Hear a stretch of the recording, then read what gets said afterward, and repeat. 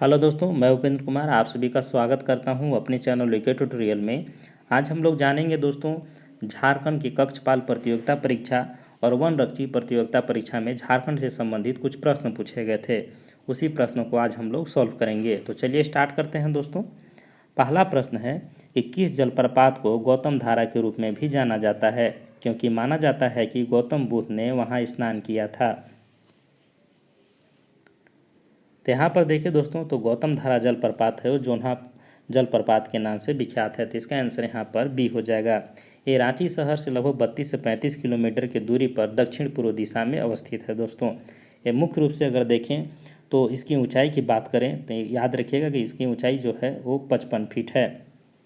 और एक प्रश्न यहाँ से और पूछता है कि किस नदी पर है, तो आप याद रखिएगा कि राड़ू नदी पर है।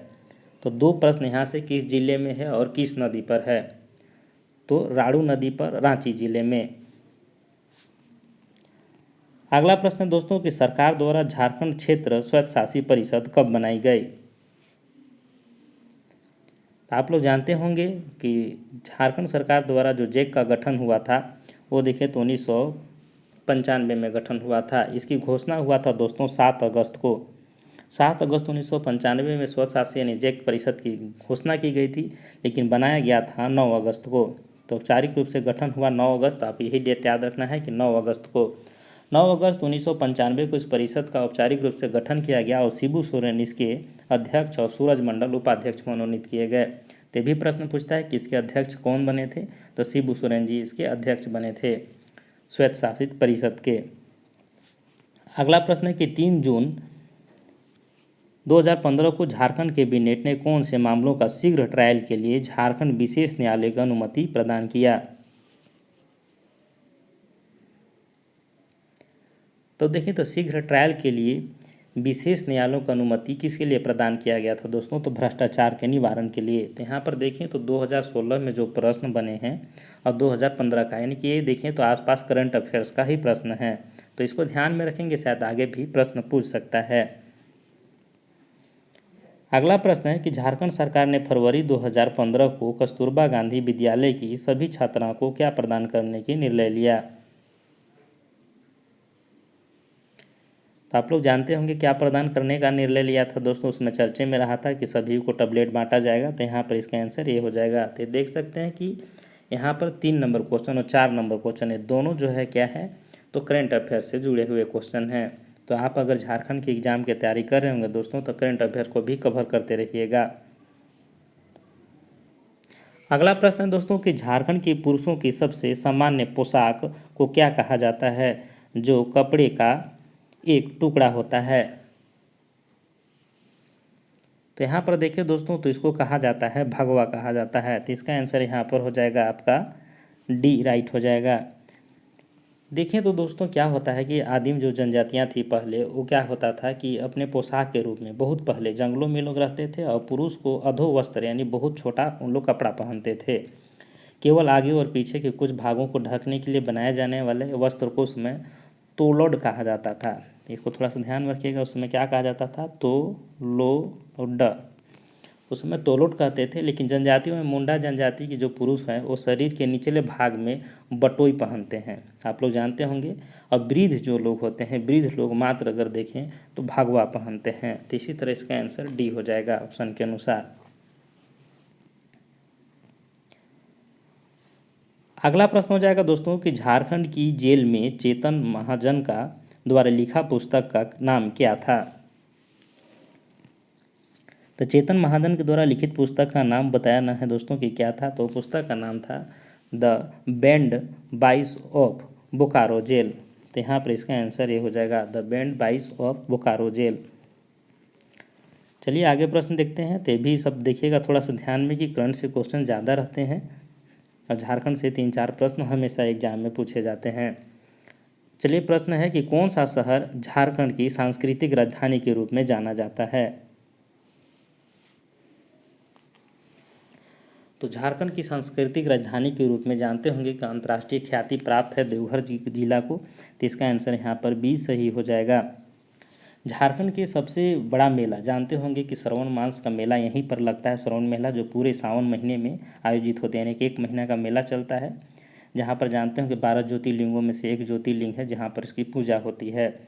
यहाँ पर देखिए दोस्तों तो देवघर के अगर क्षेत्रफल की बात करें तो इसका क्षेत्रफल 2477 वर्ग किलोमीटर है और यहाँ पर अनेक पर्यटन स्थल हैं, जैसे कि आप लोग जानते होंगे कि बकुलिया प्रपात, बुढ़ेश्वरी मंदिर, इसके बाद बुढ़ेश्वरी मंदिर, बालानंद आश्रम, युगल मंदिर, ये तीन चार मंदिर हैं, उसको भी नाम याद रखिएगा। विशेष रूप से युगल मंदिर और श्रावण मेला दोनों से संबंधित प्रश्न पूछे जाते हैं। अगला प्रश्न है कि निम्न में से कौन सा वन्यजीव अभयारण्य झारखंड में स्थित है।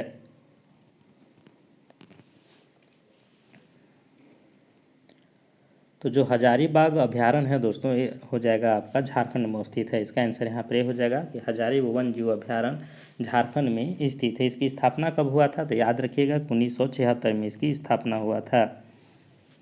इसका क्षेत्रफल कितना है दोस्तों तो इसका क्षेत्रफल 186 वर्ग किलोमीटर है और मुख्यतः अगर यहाँ पर देखें तो तेंदुआ, हिरण, सांबर आदि वन्यजीव पाए जाते हैं। अगला प्रश्न है कि ऊर्जा गंगा जगदीशपुर हल्दिया पाइपलाइन के निर्माण के लिए झारखंड ने निम्नलिखित में से किसके साथ GCA पर हस्ताक्षर किया है। तो किसके साथ हस्ताक्षर किया था दोस्तों तो गेल के साथ किया था। ये भी देखें तो करंट अफेयर से ही प्रश्न है, तो ये सब चीज़ों को लेकिन ध्यान में रखिएगा। क्या होता है कि प्रश्न रिपीटेड होते रहता है। अगला प्रश्न है कि कौन सा त्यौहार झारखंड का सबसे महत्वपूर्ण त्योहारों में से एक मानी जाती है और वर्ष में 2 बार अर्थात मार्च और नवंबर के महीने में मनाई जाती है। तो आप लोग जानते होंगे कि झारखंड बिहार का सबसे प्रसिद्ध पर्व है छठ पर्व। इसको बताने की ज़रूरत नहीं है दोस्तों, क्योंकि झारखंड बिहार के लोग इसको बहुत अच्छे से परिचित हैं। ये क्या होता है दोस्तों कि छठ पर्व जो होती है जिसमें सूर्य देवता की उपासना की जाती है, यानी सूर्य देवता की पूजा की जाती है। वर्ष में 2 बार मनाया जाता है। एक बार जो होता है आप लोग जानते होंगे कि जाड़े में होता है, अब एक जो होता है गर्मी में होता है जिसको चैती छठ कहते हैं। अगला प्रश्न है दोस्तों कि झारखंड के किस शहर को झरनों का शहर कहा जाता है।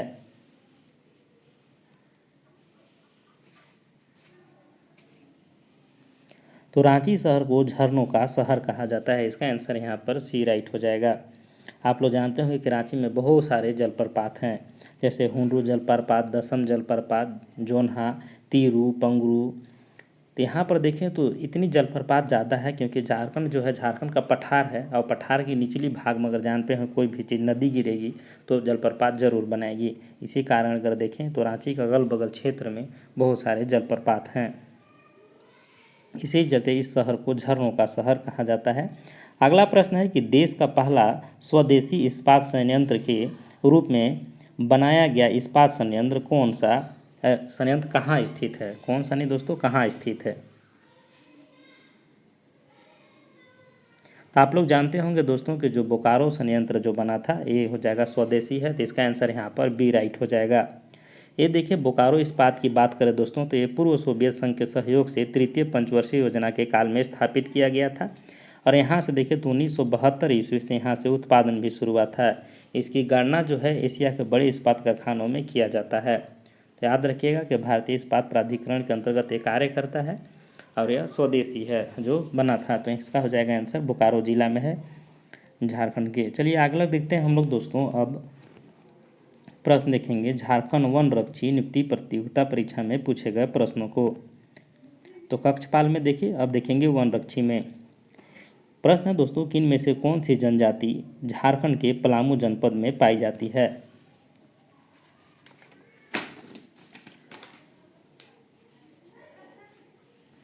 तो यहाँ पर आप लोग जानते होंगे दोस्तों जो कोरवा जनजाति है वो झारखंड के पलामू जनपद में पाई जाती है। तो इसका आंसर ए हो जाएगा। आप लोग जानते होंगे कि पलामू मुख्य रूप से यहाँ पर देखें तो चेरो जनजातियों का बहुल इलाका रहा है, लेकिन कोरवा भी परमाणु पूरे प्रमंडल में देखें तो पाए जाते हैं, यानी कि यहाँ पर रहते हैं। तो पलामू प्रमंडल में अगर देखें तो गढ़वा, लातेहार और कुछ क्षेत्र गुमला में भी मुख्य रूप से कोरवा जनजाति निवास करते हैं। तो इसको भी ध्यान में रखिएगा कि गढ़वा, लातेहार और कुछ क्षेत्र गुमला और पलामू में।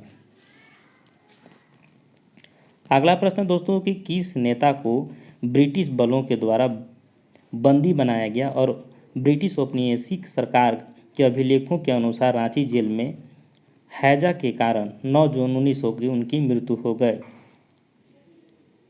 मृत्यु की घोषणा कर दिया गया था। आप लोग जानते होंगे कि 9 जून 1900 की किसकी मृत्यु हुई थी, जो झारखंड के बहुत बड़े विभूति में इनका नाम आता है। ये हो जाएगा दोस्तों बिरसा मुंडा। आप लोग जानते होंगे बिरसा मुंडा जी के बारे में कि इनका जन्म जो हुआ था उलिहातू में हुआ था, खूंटी जिला के उलिहातू में इनका जन्म हुआ था। इनको क्या हुआ था दोस्तों कि 3 फरवरी 1900 को बदगांव के जो जगमोहन सिंह एक आदमी थे, जगमोहन सिंह के आदमी वीर सिंह महली कहते हैं उसे, उन्होंने 500 रुपये की इनाम की लालच में बिरसा मुंडा को गिरफ्तार करवाए थे। और इनको गिरफ्तार होने के बाद इनको रांची जेल में रखा गया था और 9 जून 1900 ईस्वी को बिरसा मुंडा के रांची जेल में ही मृत्यु हो गई थी। किसे, तो हैजा बीमारी से, और इसको रांची में ही दफनाया गया है। तो रांची कोकर के पास जानते होंगे कि जो नदी बहती है उसी के किनारे नाला, वहीं पर इसको दफनाया गया है जहाँ इनकी समाधि स्थल है। अगला प्रश्न है कि किसके नेतृत्व में 1780 से 85 के दौरान संचालित जनजातीय विद्रोह ने भागलपुर में ब्रिटिश सेना के प्रमुख को चोटिल करने और उसे फांसी देने में सफलता प्राप्त कर ली थी।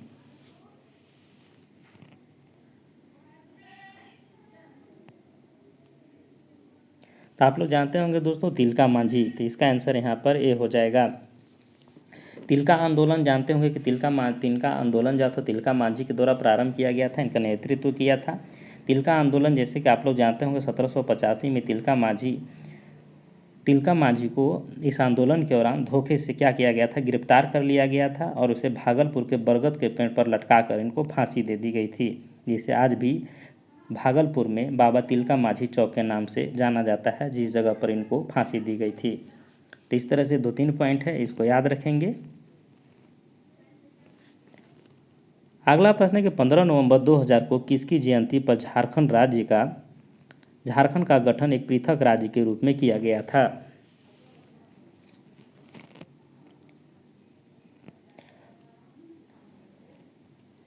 तो आप लोग जानते होंगे कि बिरसा मुंडा जी का जन्म हुआ था 15 नवंबर 2000 को और इन्हीं के जयंती के शुभ अवसर पर झारखंड का भी गठन हुआ था, जो बिहार से अलग करके झारखंड का गठन किया गया है।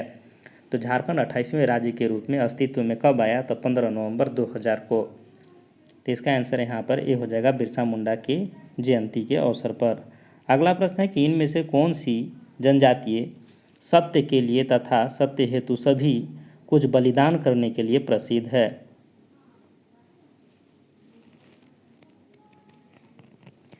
तो जो खरवार जनजाति है दोस्तों, खरवार को माना जाता है कि वीर और लड़ाकू जनजाति है।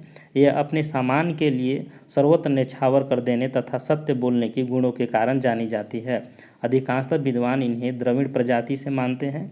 इस जनजाति का मुख्य निवास अगर क्षेत्र देखें दोस्तों तो पलामू प्रमंडल है, तो इसको भी थोड़ा ध्यान में रखेंगे। अगला प्रश्न है कि किस राज्य में सबसे बड़े खंभे के शीर्ष पर भारत का सबसे बड़ा तिरंगा फहराया गया था। तो 2016 में आप लोग जानते होंगे कि चर्चा में रहा था झारखंड के पहाड़ी मंदिर पर सबसे ज़्यादा ऊंचा झंडा फहराया गया था, इसलिए प्रश्न पूछा है। तो इसका आंसर यहाँ पर ये हो जाएगा झारखंड। अगला प्रश्न है कि झारखंड में इनमें से किस खनिज का उत्पादन नहीं होता है। तो झारखंड में आप लोग जानते होंगे दोस्तों कि जो पेट्रोलियम का उत्पादन जो है यहाँ नहीं होता है, तो इसका आंसर यहाँ पर डी हो जाएगा, क्योंकि पेट्रोलियम ज़्यादातर इसका जो उत्पादन होता है दोस्तों वो समुद्र तटीय इलाकों में होता है। जैसे कि आप लोग जानते होंगे कि मुंबई हाईवे जो है पेट्रोलियम का एक प्रमुख उत्पादक रहा है, कि यहाँ का से लगभग 60% पेट्रोलियम उत्पादन किया जाता है। और अगर हमारे देखें देश में तो ज़्यादातर पेट्रोलियम का आयात ही किया जाता है दोस्तों, ज़्यादातर बाहरियों से मंगाया ही जाता है। लगभग 75% पेट्रोलियम भारत में दूसरे देश से मंगाया जाता है। और बाकी कोल, थोरियम और यूरेनियम के यहाँ पर उत्पादन देखें तो झारखंड में होती है। अगला प्रश्न है कि झारखंड का आधिकारिक राज्य पुष्प कौन सा है।